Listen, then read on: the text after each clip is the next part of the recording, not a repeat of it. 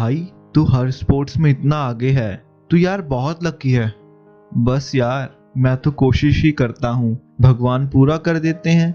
मैं भी हैरान हूँ, जब भी कभी भगवान से मिलूंगा उन्हें थैंक यू जरूर बोलूंगा। ऐसा कहना था अमोघलीला दास जी का। अपने माता पिता के साथ जब कभी मंदिर, मस्जिद, चाहे गिरजाघर के बाहर से वे गुजरते तो छोटी सी उम्र में वो प्रणाम करने लगते, जय जय बोलने लगते। माता पिता समझ ही नहीं पाते आखिर ये ऐसा क्यों करता है, पर जो भी हो, कोई पूर्व जन्म का संस्कार रहा होगा, ऐसा हमारे शास्त्र प्रमाण भी देते हैं। और इस बालक का नाम पड़ा आशीष अरोड़ा। पंजाबी फैमिली, जहां खाना पीना, रहन सहन बिल्कुल नवाबों वाला, वहां एक गुमसुम, हमेशा अकेला रहने वाला, अकेला ही पढ़ने लिखने वाला और ज्यादा किसी से बात भी नहीं करने वाला व्यक्तित्व कैसा होगा। ऊपर से दिल्ली का लाइफस्टाइल बिल्कुल ही विपरीत बात। पर ऐसा ही कुछ खास चुनिंदा होते हैं जो भले ही जबरदस्ती अपनी जगह रहते हैं, सब काम भी नॉर्मली करते हैं, पर अंदर से एक तड़प रहती है अज्ञात को खोजने की। वो सभी सुख संपत्ति में रहते हुए भी वहां नहीं रहते, जैसे कि कोई जंगल के शेर को पिंजरे में कैद करके रखना चाहे। पर जैसे तैसे आशीष अरोड़ा की जिंदगी चल रही थी। शिक्षा क्षेत्र में भी वे ठीक ही थे, पर वहां भी एकदम चुपचाप, अपने में ही मग्न। दोस्त तो थे, मालूम नहीं किसके लिए, क्योंकि आशीष जी बहुत सी चीजें शेयर ही नहीं करते, कहीं अपने में ही दबा के रखते। इसी बीच बहुत से आध्यात्मिक केंद्रों में भी गए, घूमे फिरे, बहुत सी किताबें भी पढ़ी, चाहे वो ओशो हो या विवेकानंद, पर कहीं भी मन नहीं लगता।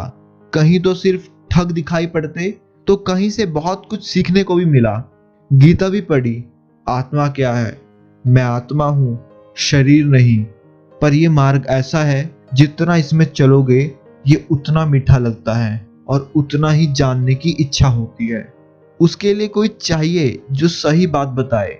इसीलिए हमारे सनातन धर्म में गुरु शिक्षा प्रणाली है। पर कुछ ही सच्ची चाह रखने वाले कोई सटीक गुरु तक पहुंचते हैं, जहां लक्ष्य केवल होता है भगवत प्राप्ति, या फिर ज्ञान मार्ग वालों के लिए आत्मबोध। पर जैसे तैसे 12वीं पूरी हुई। अब जो अंदर छुपी हुई भूख थी वो बाहर आने लग पड़ी। मन में आया, बहुत हो गया पढ़ाई लिखाई, अब पहले भगवान से मिलकर उनका धन्यवाद करना है, फिर बाद में और कुछ। पर कहाँ ढूंढूं? मन में दुविधा, कोई बताएगा मुझे मेरे प्रश्नों के उत्तर? कैसे, क्यों? बस ये ही सवाल जवाब मन में चलते रहते। और अचानक सन 2000 में एक दिन इसी दुविधा में निर्णय लिया, मुझे घर छोड़कर जाना होगा।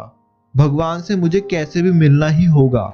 घर में एक चिट्ठी लिखकर भाग गए, जिसमें लिखा था, मैं भगवान से मिलने जा रहा हूँ, जब मिल जाएंगे तो आ जाऊंगा, तुम मेरी चिंता मत करना। और वो भाग पड़े। पर कहाँ जाऊं? कौन होगा जो मुझे उत्तर देगा?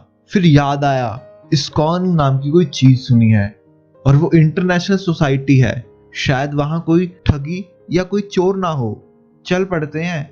दिल्ली में ही तो इस्कॉन टेम्पल, ऐसा उनके मन ने कहा। वहां वो गए और 3 महीने तक वो वहीं रहे।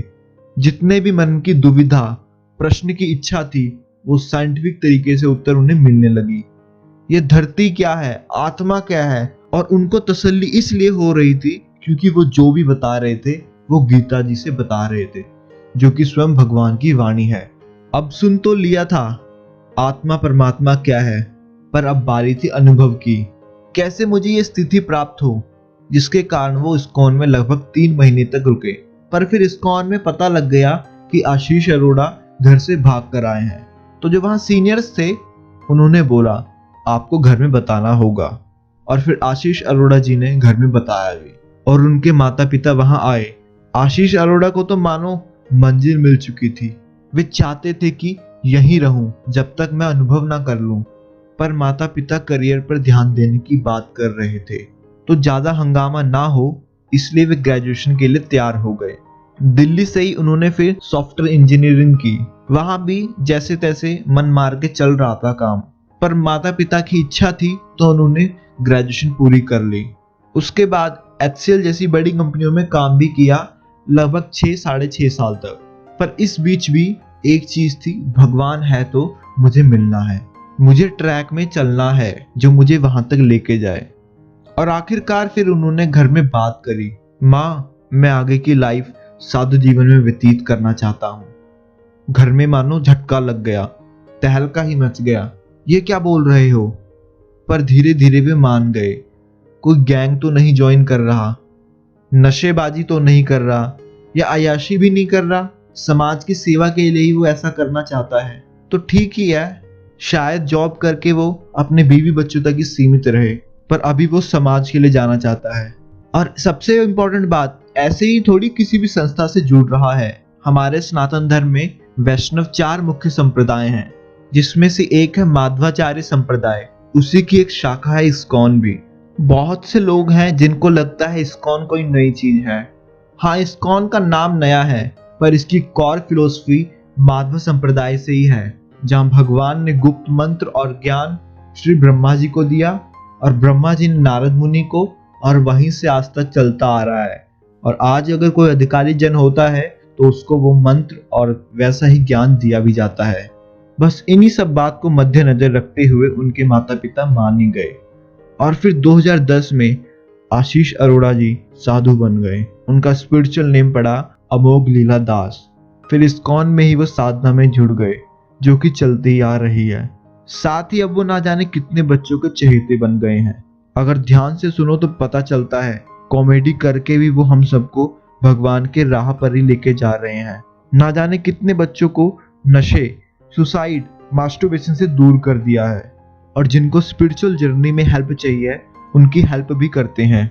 लोगों को लगता है माला करना, भक्ति करना, गीता पढ़ना अनपढ़ों का काम है या भिखारी बाबा जी का काम है, पर साहब ऐसा बिल्कुल नहीं है।